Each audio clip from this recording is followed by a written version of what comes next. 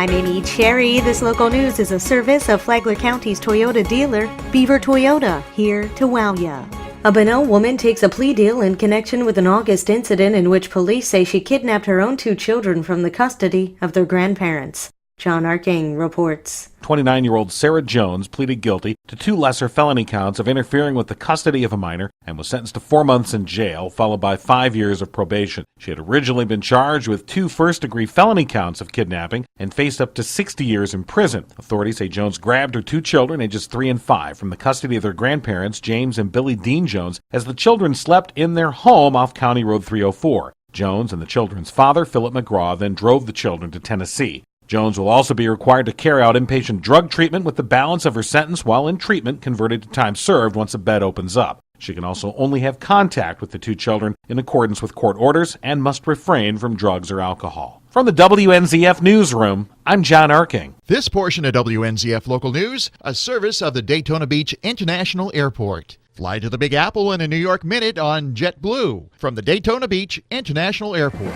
There's no bigger tourist draw in this county than that A-frame. And the iconic feature at the Flagler Beach Pier is getting a facelift. Flagler Beach City Commissioner Rick Bellhumer says a $150,000 grant from the Flagler County Tourist Development Council will help repair it. The big issue with the A-frame is all the hardware that holds it together is rusting, and we need to replace all that hardware to save our icon. He says repairs will cost at least $100,000. The remainder of the grant money could be spent on repairing or replacing Moby mats that keep traffic off of the dunes. It gets torn up whenever a vehicle's climbing that dune to get down or back up. It tears it up, and it has to be repaired and repaired and repaired. And a lot of times there's ruts in there that you can't get a vehicle or a jet ski down on the beach if you have to make an ocean rescue. The grant was one of 5 requests approved by the TDC that still need approval from the Flagler County Commission.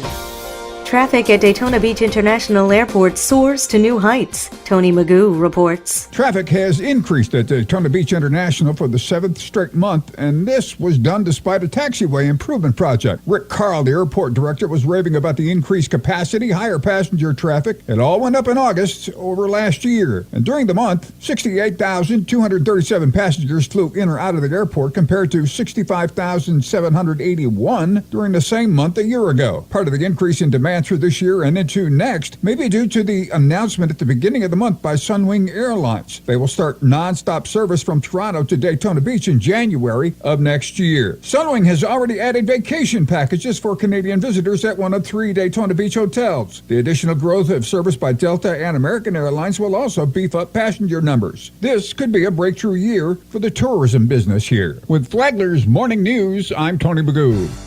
Palm Coast's first mayor, Jim Canfield, was given an honorable send-off by the Palm Coast Historical Society. Canfield is moving to Maryland to be closer to his children, but his legacy will live on in Palm Coast. He's credited with incorporating the city in 1999 after its citizens approved the move in a local referendum. I think Palm Coast is going in the right direction. I think that the foundation was laid. I think we have adequate zoning, which is important for Palm Coast to develop in a proper manner. I think that the current council, the current mayor, I think they're going in the right direction. Current Mayor Melissa Holland recalled her father's decision not to run for mayor. I remember him saying very distinctly, Jim Canfield was the choice for mayor. The attributes that he brought to the table were one of leadership, strength, consensus building, and a commitment to the betterment of this community. And he felt strongly that no one could have done that other than Jim Canfield.